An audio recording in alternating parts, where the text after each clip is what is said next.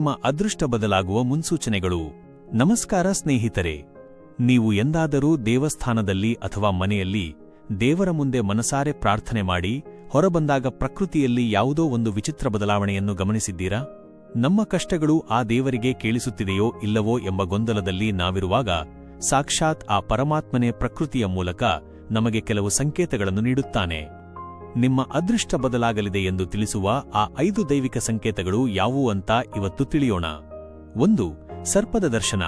ನೀವು ಯಾವುದಾದರೂ ದೊಡ್ಡ ನಿರ್ಧಾರ ತಗೊಂಡು ಅಥವಾ ಹರಕೆ ಹೊತ್ತು ಗುಡಿಯಿಂದ ಹೊರಬರುವಾಗ ಹೊಳೆಯುವ ನಾಗರಹಾವು ನಿಮ್ಮ ದಾರಿಗೆ ಅಡ್ಡ ಬಂದರೆ ದಯವಿಟ್ಟು ಹೆದರಬೇಡಿ.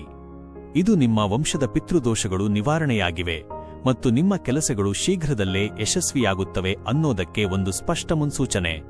2. ದೇವರ ಹೂವು ಪ್ರಸಾದವಾಗಿ ಸಿಗುವುದು. ಪೂಜೆಯ ಸಮಯದಲ್ಲಿ ದೇವರ ಶಿರದ ಮೇಲಿದ್ದ ಹೂವು ಇದ್ದಕ್ಕಿದ್ದಂತೆ ಜಾರಿ ಕೆಳಗೆ ಬಿದ್ದರೆ ಅಥವಾ ಪ್ರದಕ್ಷಿಣೆ ಹಾಕುವಾಗ ಮರದಿಂದ ಒಂದು ಹೂವು ನೇರವಾಗಿ ನಿಮ್ಮ ಮಡಿಲಿಗೆ ಬಿದ್ದರೆ ಅದನ್ನು ಭಗವಂತನ ತಥಾಸ್ತು ಎನ್ನುವ ಆಶೀರ್ವಾದ ಅಂತಲೇ ತಿಳಿಯಿರಿ. ನಿಮ್ಮ ಮನಸ್ಸಿನ ಕೋರಿಕೆ ಈಡೇರುವ ಕಾಲ ಹತ್ತಿರ ಬಂದಿದೆ ಎಂದೇ ಅರ್ಥ. 3. ಆಕಾಶದಲ್ಲಿ ಗರುಡನ ದರ್ಶನ.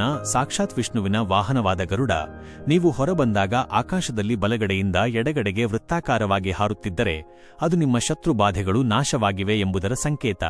ನೀವು ಆಯ್ದುಕೊಂಡ ಹಾದಿ ನಿಮಗೆ ಯಶಸ್ಸನ್ನು ತಂದುಕೊಡಲಿದೆ ಅನ್ನೋದಕ್ಕೆ ಇದು ಬ್ರಹ್ಮಾಂಡದ ಸಹಿ. 4. ಅಕಾಲಿಕ ಮಳೆ ಅಥವಾ ನೀರಿನ ಹನಿ. ಮೋಡಗಳೇ ಇಲ್ಲದಿದ್ದರೂ ಪ್ರಾರ್ಥನೆ ಮುಗಿಸಿ ಹೊರಬಂದಾಗ ಒಂದೆರಡು ಹನಿ ಮಳೆ ನಿಮ್ಮ ಮೇಲೆ ಬಿದ್ದರೆ ಅದು ವರುಣದೇವನು ನಿಮ್ಮನ್ನು ಶುದ್ಧೀಕರಿಸುತ್ತಿರುವ ಪ್ರಕ್ರಿಯೆ. ಇದು ನಿಮ್ಮ ಹಳೆಯ ದಾರಿದ್ರ್ಯ ಕಳೆದು ಹೊಸ ಭವಿಷ್ಯ ಆರಂಭವಾಗುತ್ತಿದೆ ಎಂದು ಸೂಚಿಸುತ್ತದೆ. 5. ಅಪರಿಚಿತರ ಮೂಲಕ ಬರುವ ಸಂದೇಶ. ನೀವು ಅತೀವ ಸಂಕಟದಲ್ಲಿದ್ದಾಗ ಯಾರೋ ಒಬ್ಬ ಪರಿಚಯವಿಲ್ಲದ ವ್ಯಕ್ತಿ ಅಥವಾ ಒಂದು ಪುಟ್ಟ ಮಗು ಬಂದು ನಿಮ್ಮ ಸಮಸ್ಯೆಗೆ ಬೇಕಾದ ಉತ್ತರವನ್ನೇ ಮಾತಿನ ರೂಪದಲ್ಲಿ ಹೇಳಿದರೆ ಅದನ್ನು ಸಾಮಾನ್ಯ ಅಂತ ನಿರ್ಲಕ್ಷಿಸಬೇಡಿ. ಅದು ಸಾಕ್ಷಾತ್ ದೇವರು ಆ ವ್ಯಕ್ತಿಯ ರೂಪದಲ್ಲಿ ಬಂದು ನಿಮ್ಮ ಭ್ರಮೆಯನ್ನು ಹೋಗಲಾಡಿಸುವ ಪವಾಡ.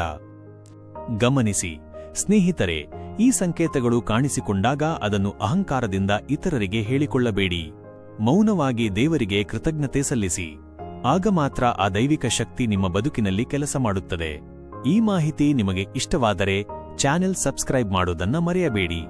ಧನ್ಯವಾದಗಳು.